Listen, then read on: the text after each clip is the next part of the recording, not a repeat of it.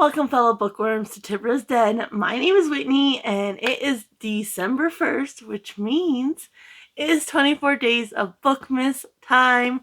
So I know like some people do Bookmas / Vlogmas where they're doing videos every day. I'm videoing every day, but for me, Bookmas means unwrapping and reading a book each day. This year, they are all Christmas books, which is really fun. I wrapped them. I knew, I know what the books are, but I don't know what they are because I wrapped them, but I had my husband number them randomly. So I don't know what this is. This one feels like a hardback, and honestly, my memory is so bad that I don't really remember all the books anyway. So I know some of them, there are definitely going to be a few surprises. This one seems pretty short, which is good because at the beginning of the month, I always work on my reading journal. And right now, my husband and I play World of Warcraft, and it's the Thanksgiving event, which is a great event to get your cooking stuff up. And so I want to work on that as well. So I'm really glad this is a shorter one. And then I have 2 books that are rolling over from November. But those are going to be, one's a high priority. I already started it last night, so I'll probably read it at night until I finish it. And the other one is kind of a lower priority. Just as I have time, I'm going to read it. But my husband and I are going to be reading one either story or poem from this each day as kind of our Advent. So this is a Christmas treasury of Yuletide stories and poems. It's edited by James Charlton and Barbara Gilson. So it just has a bunch, like I said, stories or poems inside. So we're going to be doing one of those a day kind of as our Advent this year. And then I'm also doing J.R.R. Tolkien's Letters from Father Christmas as my genre-a-thon pick for this month. And I've never actually read all the way through this. I've just glanced at some of the beginning letters. And so this one, I'm going to want to do a few letters each day as well. So this one I'll be working on why we're doing 24 Days of Bookmas. And he used to write letters from Father Christmas to his children. And so it has like the actual letters, and then sometimes the handwriting is kind of hard to read, so it has them over here as well, and like pictures and such, and it's just so fun. And so yeah, I'm looking forward to actually reading all of these this year as well. But let's go ahead and see what day one holds for us. I don't have any of in the past I've done like little sayings and such. I didn't do that this year. And like little candies. We have candy out there, so I figured I don't need to put it on the book. I'll have a piece each day for the Advent books. So let's go ahead and see what we got. I didn't use the fun wrapping paper. It's kind of getting old and gross. So we had a bunch of like paper bags. So I just used them to wrap the books this year. So I can't get these open though. Let's see. There we go. Having technical difficulties. Come on, day one. That's because 2 pieces of tape were overlapping. Okay. So let's see what we got here. Okay, so we have Silver Bells by Luanne Rice. This is one I've had on my shelf. I think I read it when I first got it, which was way back, like when I was like a late teenager. And I think I did read it. But this is the first book, and it says, every year on the first day of December, Christopher Byrne traveled from his farm in Nova Scotia to sell his Christmas trees on the streets of Manhattan. It was said that the Cape Breton trees were special, that the northern lights charged the needles with magic. But this year there'd be no cheer for the widower and his 12-year-old daughter, Bridget. For New York City had taken Christie's only son, headstrong 16-year-old Danny, who'd run off without a trace, save a single postcard bearing a terse, unforgiving message, "I'm doing grand, don't worry about me." Christie wouldn't have come to the city at all if it weren't for the business, and to set up his trees on the corner where he last saw his son, in case Danny came back. Librarian Catherine Tierney used to love the holidays, the lights, the carols, the nip in the air. She and her husband had always reveled in the spirit of the season and in sharing their own joy and love with those less fortunate. But after Brian's death on Christmas Eve 3 years earlier, the festivities seemed to start too early and last too long. Just before he died, Brian Tierney told his wife that he'd never leave her, that every year he'd give Catherine a sign.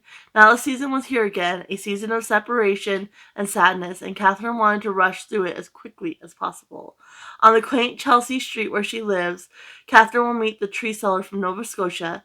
Both figured the world had forgotten the true meaning of Christmas, but they hadn't counted on finding each other, on faded second chances, and on a holiday gift of new love and new hope that would last a lifetime.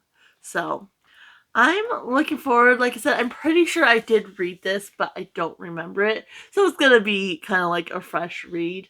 And I'm looking forward to it. So this is going to be the first book of the month. Like I said, I'm going to be doing other things today, so I'm not sure how much I'll get read today. So I'll definitely probably have to be playing catch up going forward.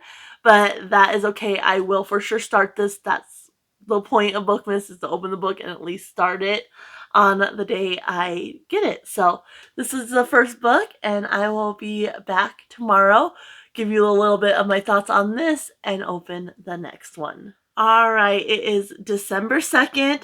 I did start Silver Bells by Luanne, but I didn't get very far. Like I said, I had other things I wanted to do yesterday, so I didn't really start this until later in the evening. And then I was really super tired, so I decided to just go to sleep. So I read about 40 pages last night, read a little bit more this morning. I woke up like at 3 a.m. and couldn't go back to sleep. So I read a tiny bit more till I was feeling drowsy again. And so far it's okay. Like, I'm not loving it, but it's very, like, full of emotion. So basically, your one main character, Christy, his name's Christopher, but he goes by Christy. He is a Christmas tree farmer / seller, and so he lives in Nova Scotia, and this is like a family business, and he has 2 kids, a son and a daughter, and he's really hoping the son will want to take over from him. His wife ends up passing like 3 years or so. Well, I don't know, actually. I want to say 3 years or so before this takes place, but I could be getting it mixed up. So anyway, he starts bringing his kids to New York City with him to sell the trees, and at 16 his son decides, you know what, I don't want to go back to Nova Scotia. I have dreams I want to follow. I love the city. I'm going to stay here.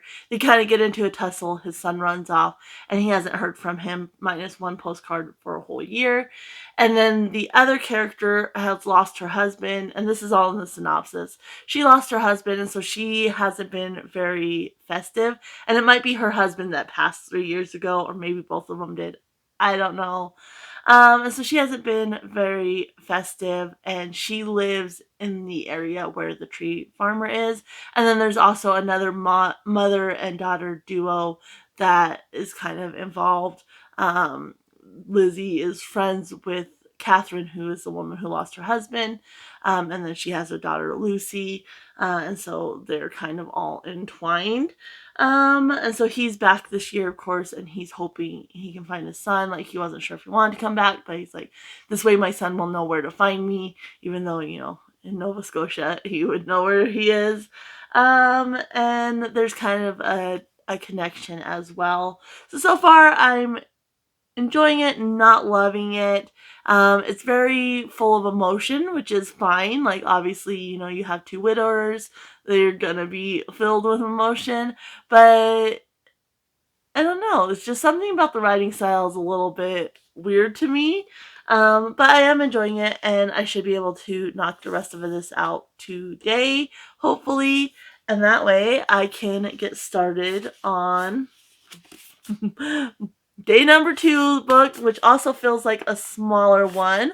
So fingers crossed it'll be a quick read as well. That way I can get caught up since I am behind. I do have a few more chores I need to get done, and then I am going to upload a video, so I need to edit and upload it. So I probably won't even start reading till later this afternoon.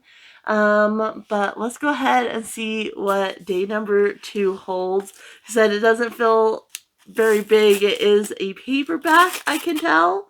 And so hopefully, I'm hoping it's one of like the middle grades is what I'm hoping for. But we'll just have to see once I get it open, if I can. It doesn't want to open. We'll just rip it. We're just going to rip it. Alright, so let's see here. And, okay, it's not a middle grade. It's one of the Christmas romances. So we have The 12 Dates of Christmas by Jenny Bayliss. This one, I'm actually pretty excited for. I've seen it going on a couple of TBRs this year.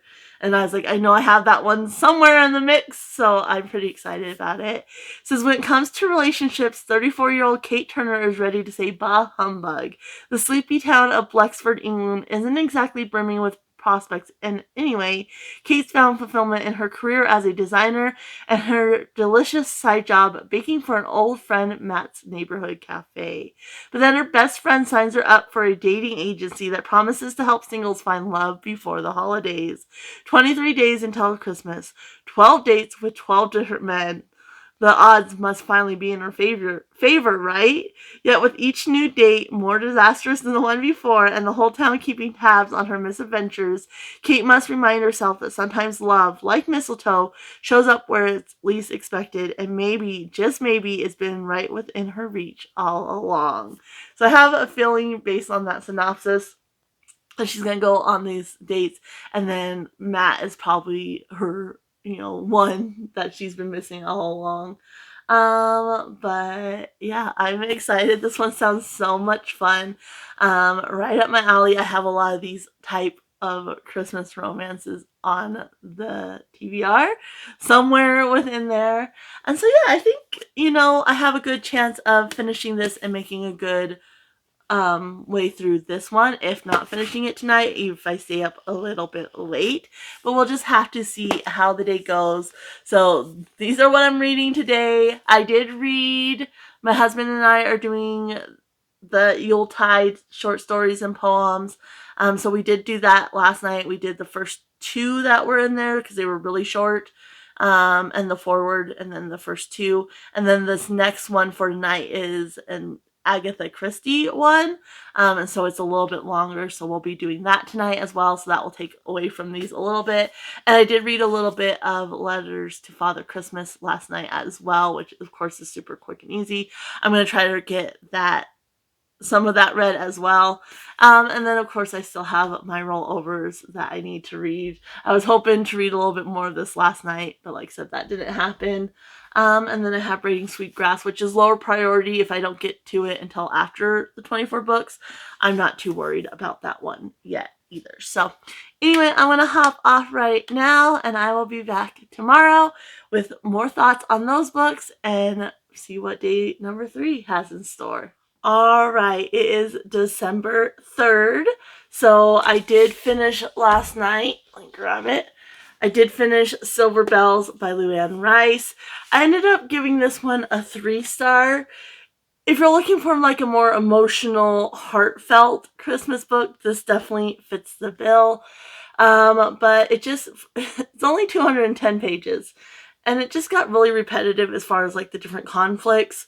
And it just kept reiterating it over and over and over, which got really annoying. So on one hand, I'm like, I wish this was shorter because I'm tired of being told the same conflict over and over. I know it's the conflict. I hate when authors do that. It's like, we get it. On the other hand, though, it would have been nice if it had been a little bit longer and more developed, and had a little bit more depth to it, because I did like the story overall. So basically, you have this father. He lost his wife, I want to say 4 or 5 years prior to when this is taking place. I know for sure at least 4.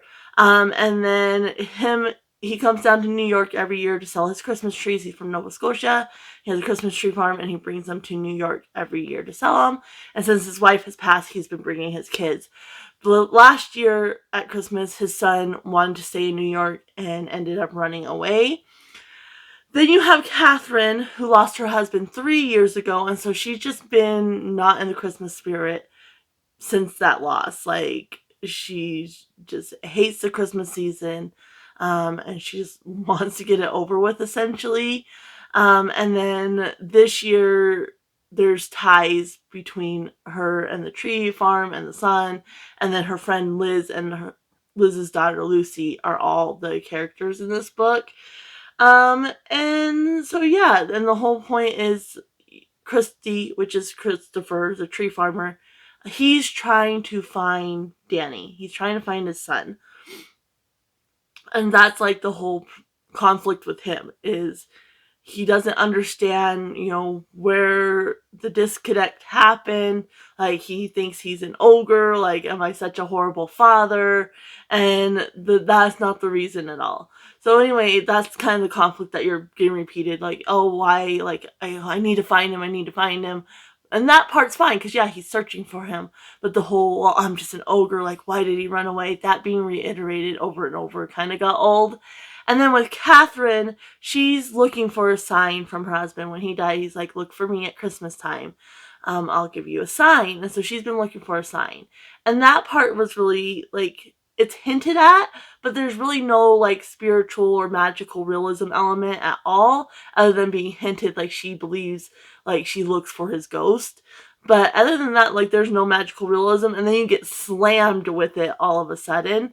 And it just didn't really feel like it fit the story at all. It is a little bit insta-lovey, but not completely. Like, he even admits, like, I barely know this woman. But yeah, it just got repetitive. There was some things that didn't really fit. The kind of reason why Danny ran away and with the daughter and like the whole conflict within the family itself felt a little silly, but it is very like emotional, very heartfelt. I like that grief element. Like, Christmas is hard for a lot of people because of that grief element. So I did like that part. So and then, like I said, I went with 3 stars on this. Then we had yesterday we pulled The 12 Days of Christmas by Jenny Bayliss. I barely started this last night. I ended up not getting to that till late after I started cooking dinner and everything like that. And then we ate about like 7. And so I didn't even get started on that one till later. So I just read the first chapter in this one. It's about 23 pages was the first chapter. And so far, it's fine. It's set in England, which I kind of like. A small town, so it is a small town.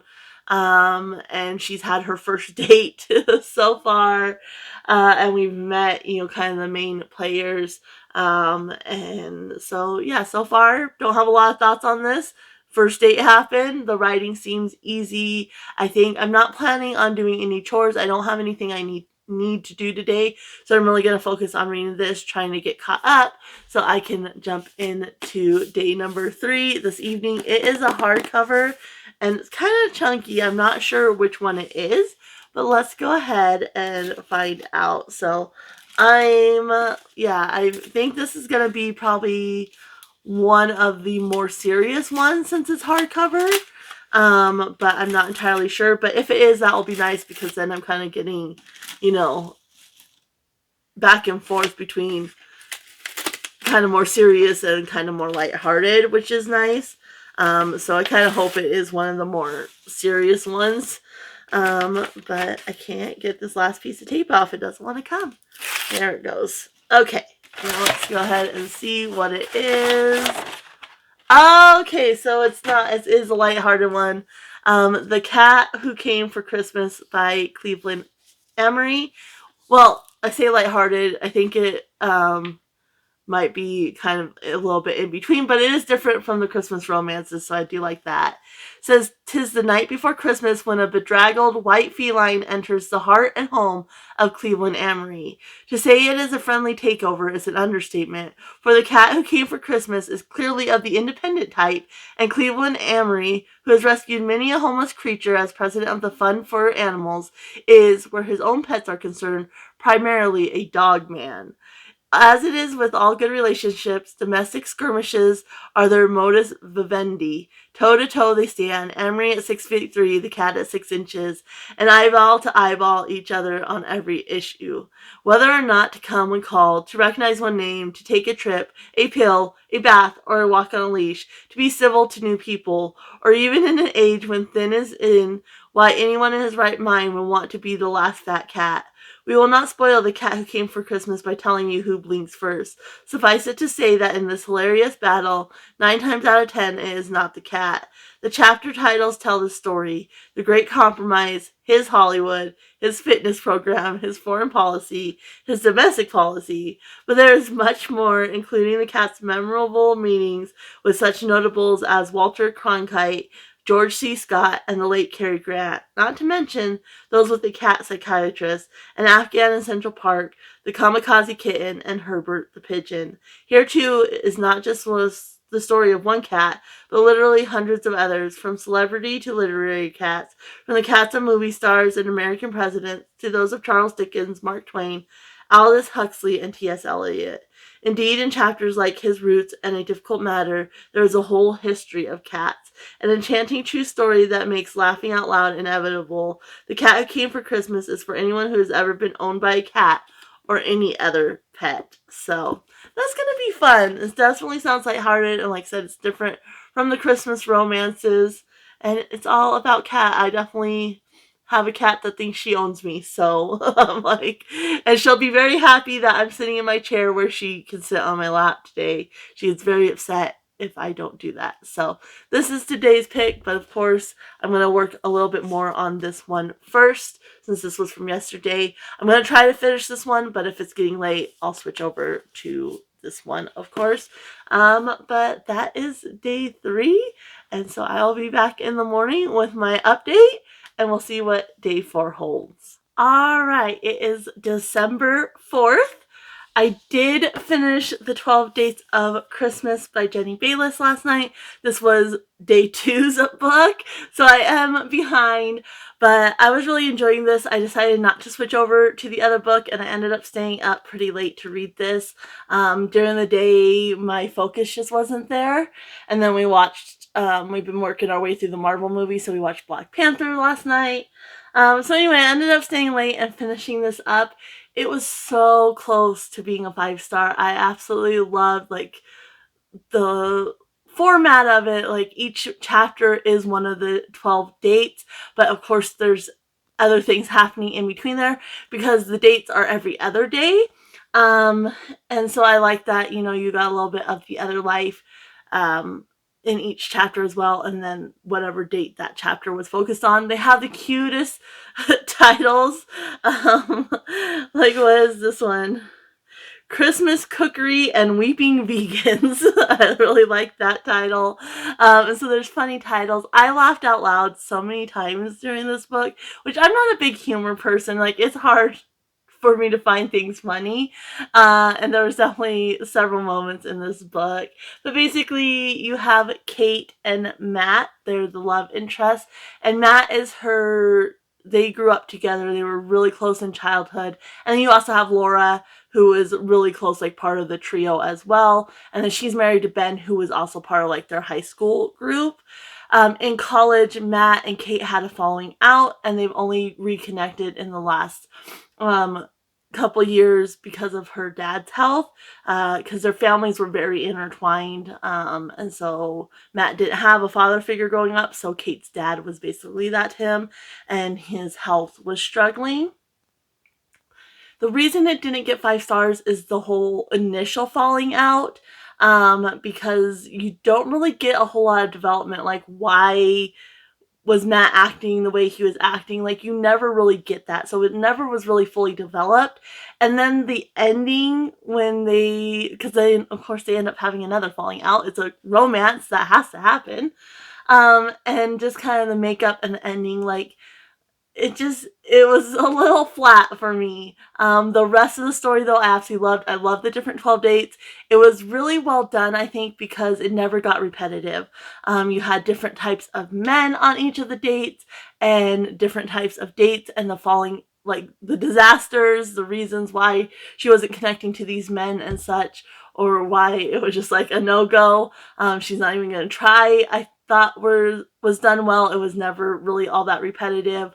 A couple of them got a little bit repetitive, but not fully so. Like, obviously there's going to be a little bit of overlap.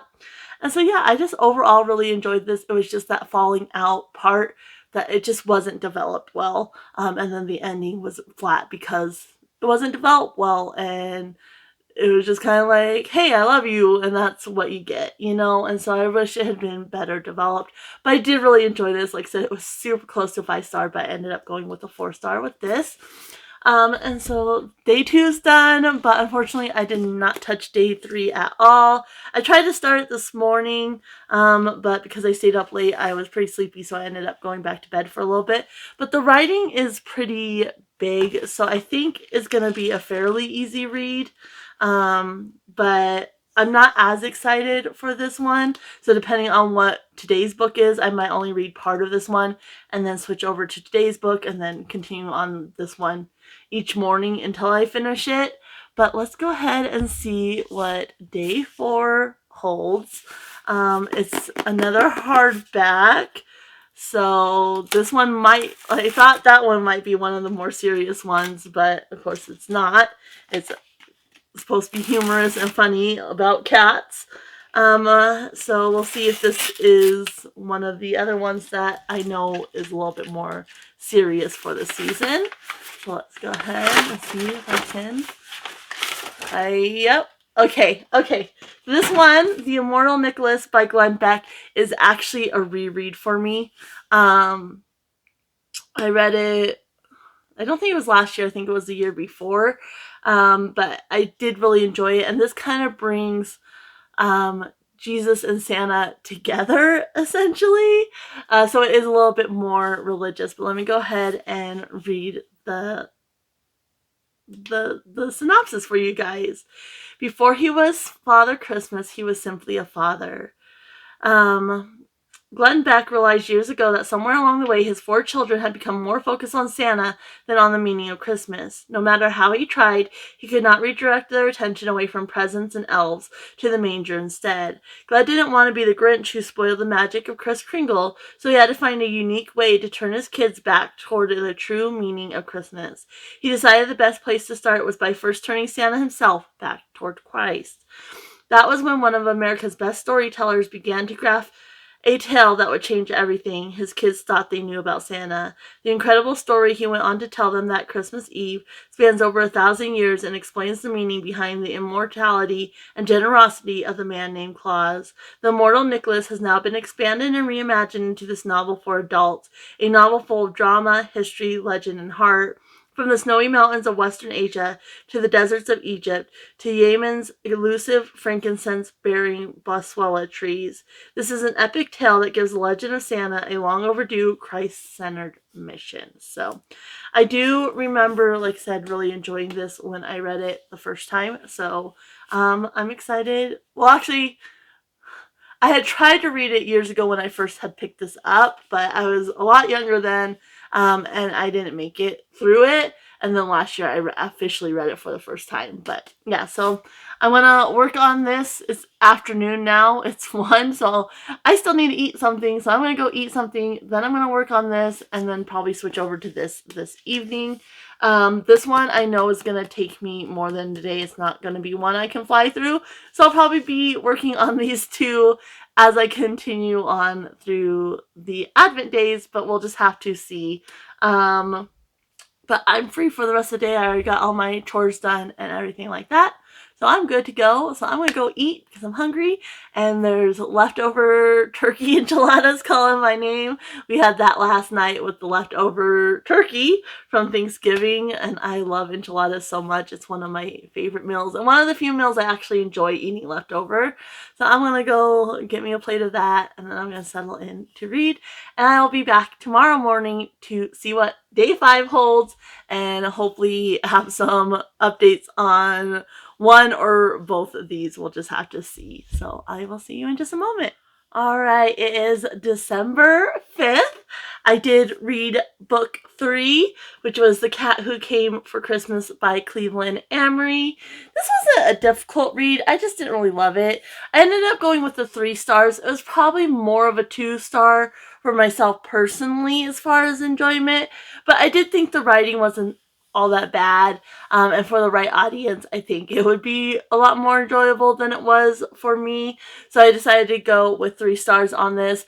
I just didn't really find the humor very funny. I mentioned when I read the 12 Days of Christmas that humor, it's hard for me to find it funny. And in this case, like, it was full. Like, it was just full. He really anthropomorphized the cat, so that means making it human-like.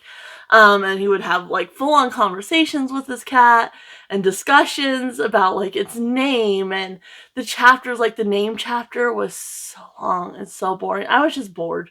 I didn't find it funny, and I was just bored. Surprisingly enough, it was written in 1987, and it really wasn't that dated. So that was nice because, that you would expect it to be a little bit dated, and it really wasn't. It just, I didn't find the humor funny. I worked in the pet industry. My whole working career, I worked in the pet industry, and it just really kind of got under my skin a little bit, the humor, because it's like, come on, and then, making the cat, attributing human characteristic to the cat, it's just like, like, no, they are not human. And so, yeah, I think for the right audience, you would find this funny. It's really not a Christmas story per se. He finds the cat on Christmas Eve, and then it goes throughout that whole first year and ends on Christmas Eve. And I know there's a series, and I think I have the next book in the series. I found it at a thrift store as well, or maybe one of the later books. I don't know, but so yeah, 3 stars for this one, but I did finish it. And then I did start this morning. I didn't start it last night, but this morning I started The Immortal Nicholas by Glenn Beck, which of course was day 4's pick. And I'm probably about a quarter of the way, I would say. About 70 pages in. It's actually reading faster than I remember, so that's great. I think I'll be able to get through this today. And so far, like, immediately, like, pulled me back in. I'm really enjoying it.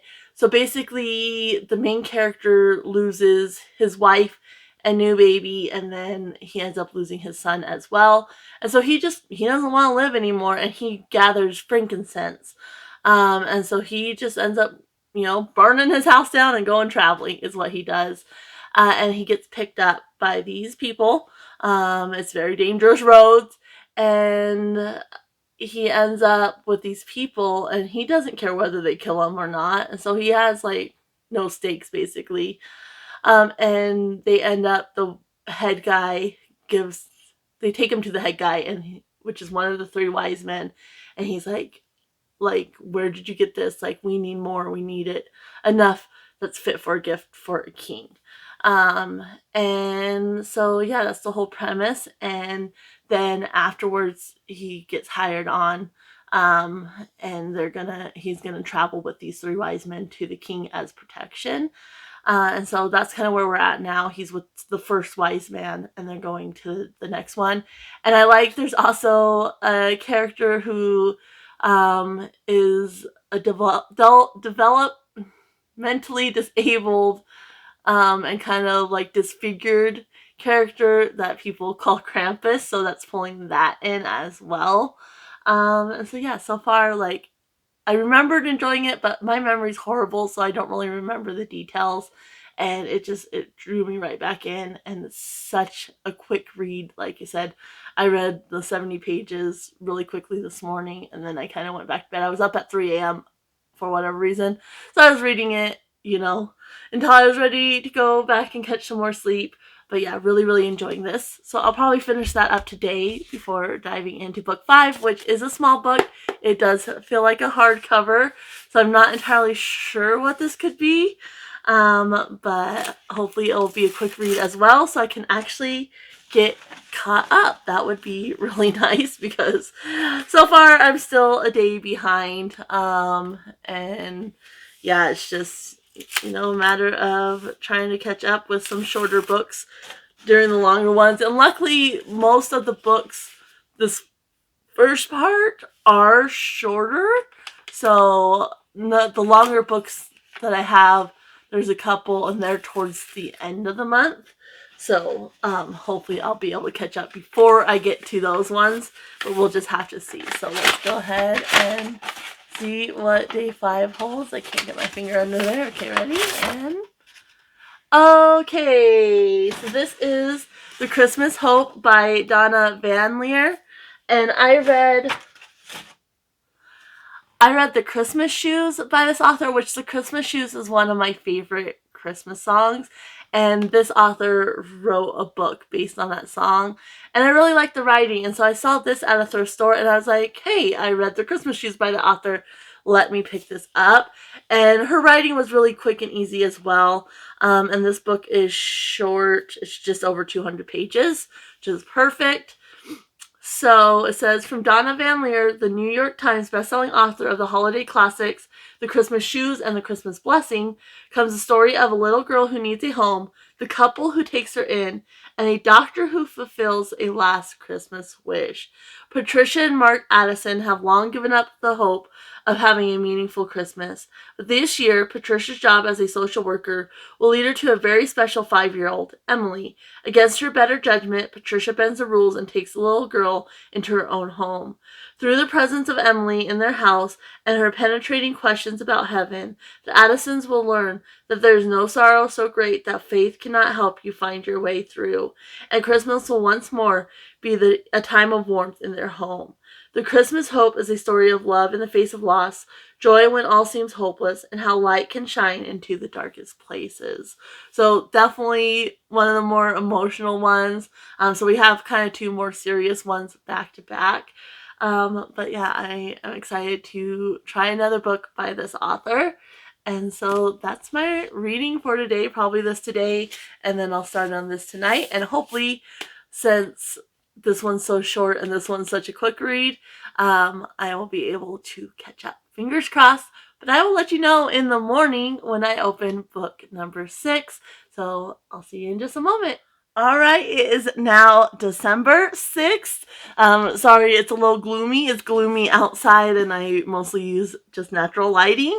And we don't get cloudy days very often in New Mexico, so I'm enjoying a nice cloudy day. And it's actually supposed to get cold next week, so I don't know how I feel about that. I've been enjoying the very mild weather so far, but I did finish day 4's book, which is The Immortal Nicholas by Glenn Beck.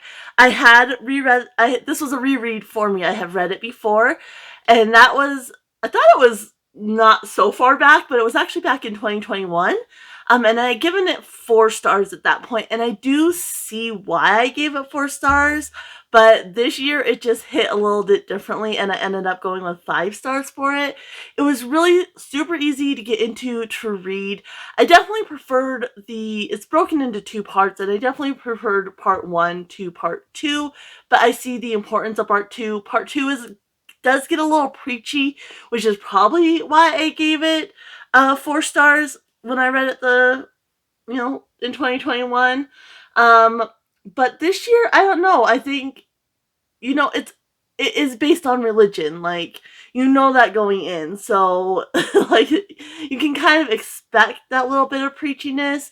But I just really liked our main character, Agios, how he just doesn't instantly believe. Like, he has these moments.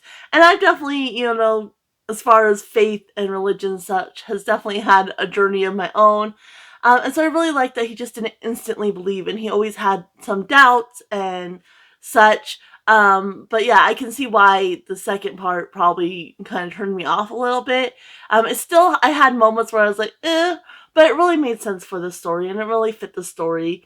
And so it's about Agios, and he loses his whole family, and so he doesn't care about life anymore, and he ends up going, like, kind of, initially he's captured, but then he ends up starts working for the 3 wise men, and they're on their journey to find the baby Jesus. And so they don't want a big, like, group of guards, and so they just take him and Krampus, who I mentioned is mentally disabled and physically disfigured, and so he's been horribly abused, and he's just this big guy, and so they go as their guards essentially, and they see baby Jesus. And Krampus, that character itself, is just so pure. Like, oh, I absolutely love it. And a little bit of magical realism, because he ends up not being able to die. Agios does. And so he ends up living like 300 years. So in the end, there's a shepherd boy who's working to become a priest, and is kind of teaching him, like, he's been off the grid because he doesn't want to interact with humans or anything, and so he starts teaching him, kind of what's happened in the last 300 years, the teachings of Jesus and such. And so it's just, if you're not religious, like, even if you're not religious but you believe in God and you do have some sort of faith, I think you would really enjoy this.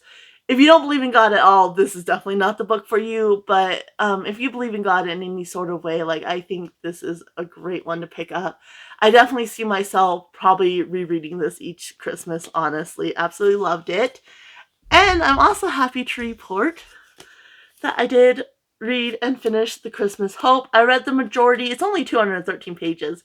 I read 162 pages last night, and then I finished it up this morning. I kind of stayed in bed because it's cold and I just wanted to snuggle under the blankets. And so I finished this up this morning.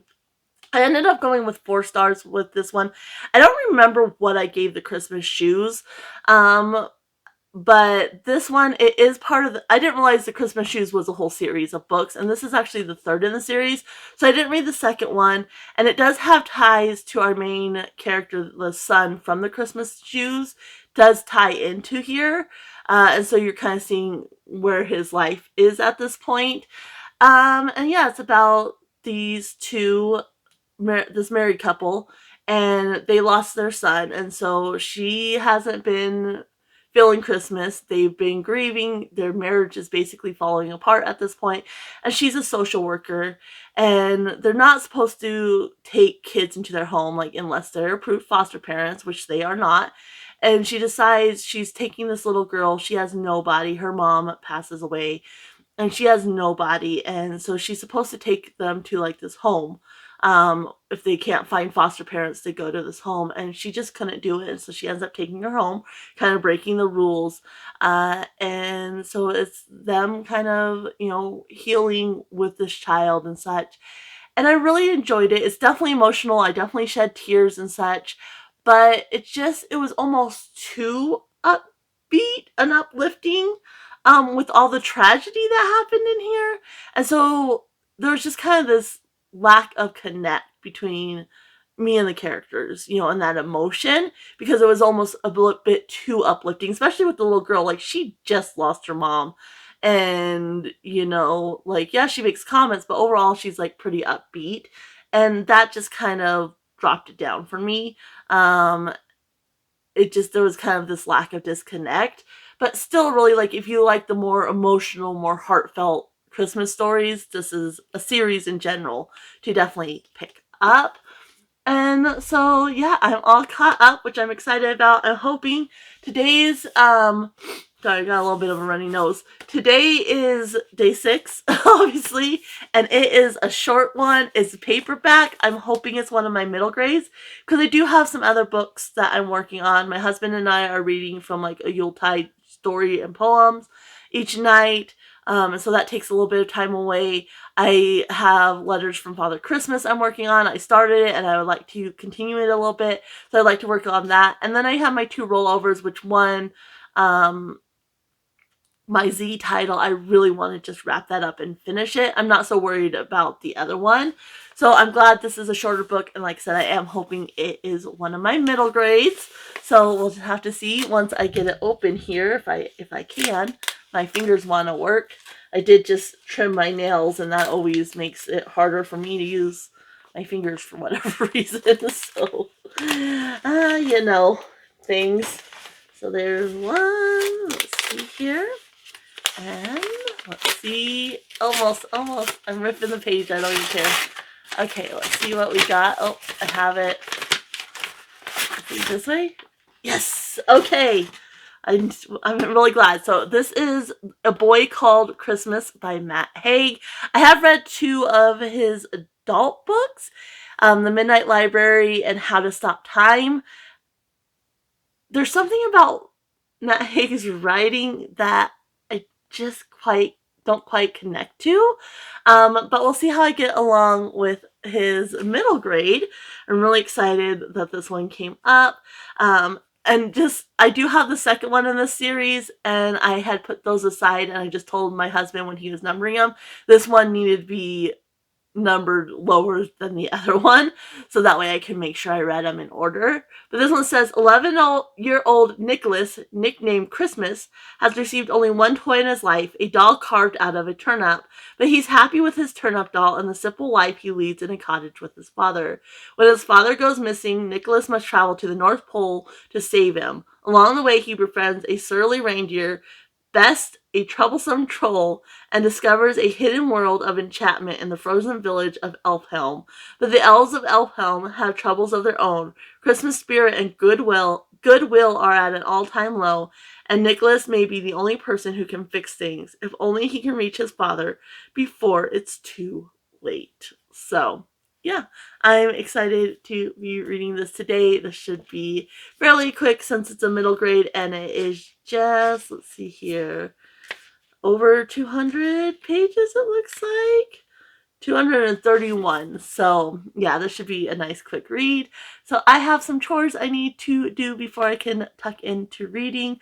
So I'm going to get those done and wrapped up, and then I will be back tomorrow to let you know my thoughts on this and see what we have for tomorrow's book. All right, it is December 7th, and I did finish the book I had picked yesterday, but I also finished a couple other books that were not part of the 24 Days of Bookmas, but I just want to talk about them. So I actually finished Letters from Father Christmas by J.R.R. Tolkien and edited by Bailee Tolkien yesterday. I did that before I started on my 24 Days of Bookmas book, and it's just so cute. Like, the letters are just so cute. It's such a great thing that he did for his kids. Like, I would have absolutely ate that up when I was a kid.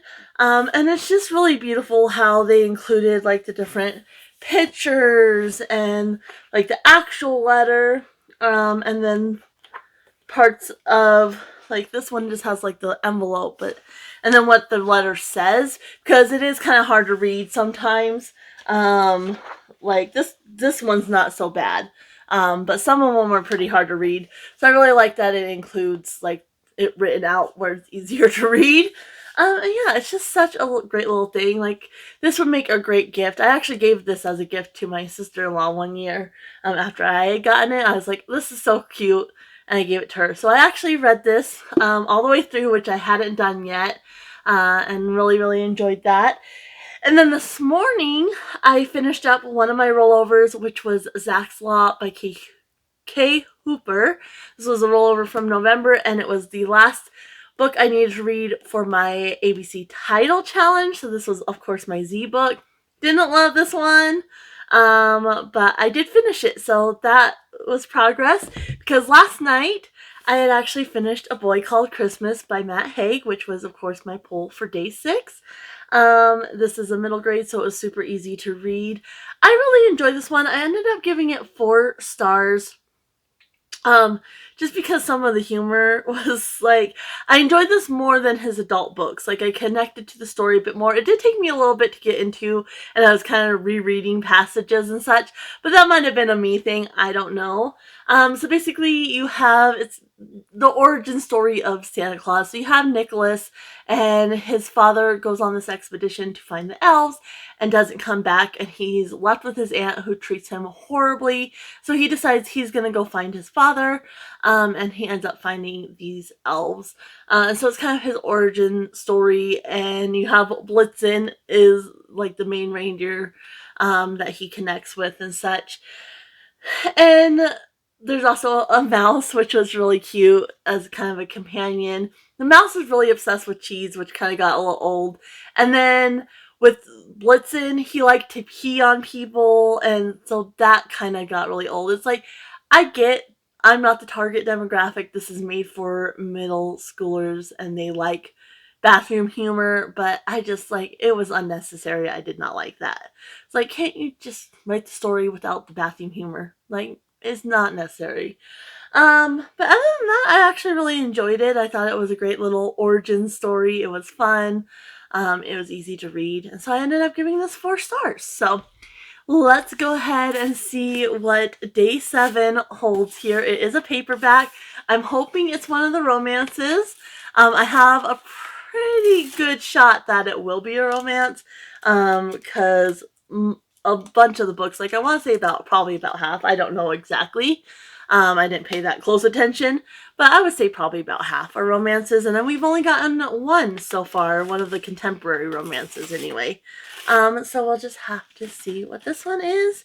And this will be either the last update of this video, or if I do get this read tonight, I'll probably jump on tomorrow and update you on this book.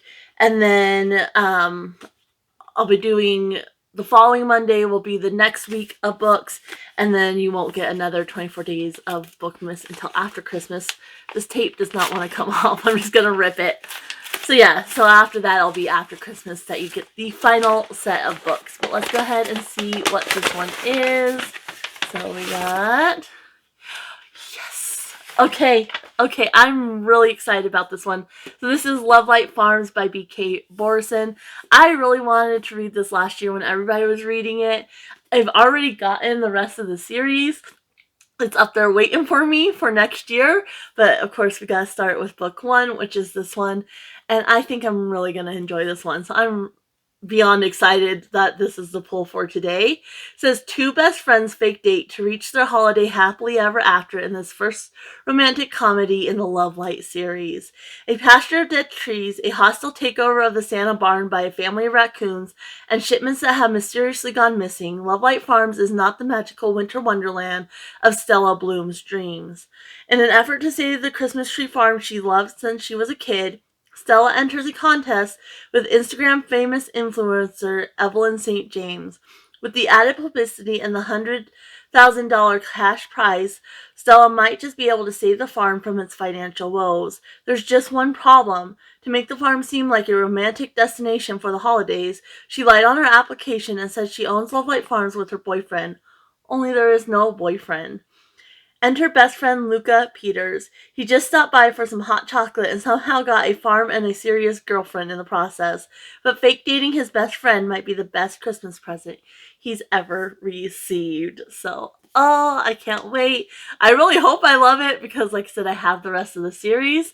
But it is Saturday, and so we have a Christmas puzzle that we want to start today. And we typically play World of Warcraft on the weekends. I play that with my husband. So I probably won't even start this till this evening, and we'll just see how far in I get. But I am really, really excited about this. And so, yeah, I'm either going to insert a clip here giving you my thoughts on this. Alright, it is December 8th, and I did finish Lovelight Farms by B.K. Borison last night. Since I did, I wanted to go ahead and wrap this video with my update. So I love this. I figured I would, and I absolutely did. And that there were some things that weren't my favorite, but I still just loved it so much. And so yeah, obviously 5 stars. I didn't actually start reading this till about like 7 p.m. or something.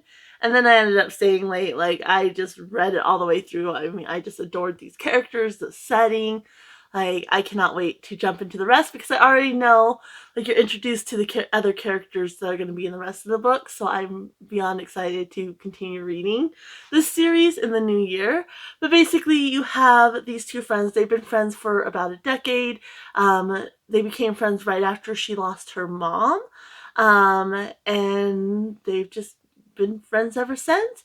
Her Christmas tree farm is struggling, and she has this opportunity with a social media influencer to have their farm highlighted and then potentially win this prize money.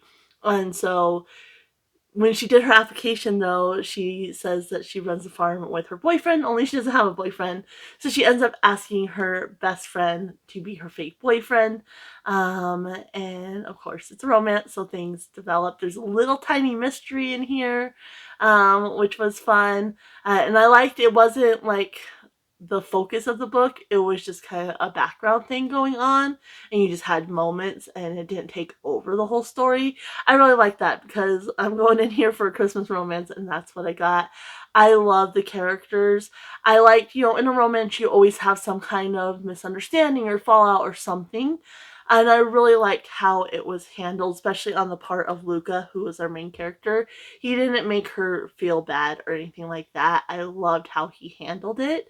And yeah, I just enjoyed the whole book. The things I will say is kind of their reasoning why they've been in the friend zone for so many years is kind of a little bit blah, like she has a lot of fear. And I just don't always like that. Like it doesn't always make sense in my mind. But I mean it's fine, that was her shtick. Whatever. And then there's also pop culture references, which if you've been following my channel for any length of time, you know I generally hate pop culture references. In this case, I thought they were well placed. And the author wasn't using them as a crutch, and they were well placed. Like in the beginning, they're watching Die Hard, which we just watched Die Hard. We consider Die Hard a Christmas movie, and if you don't, you're wrong. Like, but yeah, so there was well placed pop culture references. At one point, though, they ended up having Wendy's, and she had a chocolate frosty, and he had spicy nuggets. And some of you may think this is gross, but I like, a lot of people dip their fries in their frosty. I love dipping, especially the spicy nuggets, in a chocolate frosty.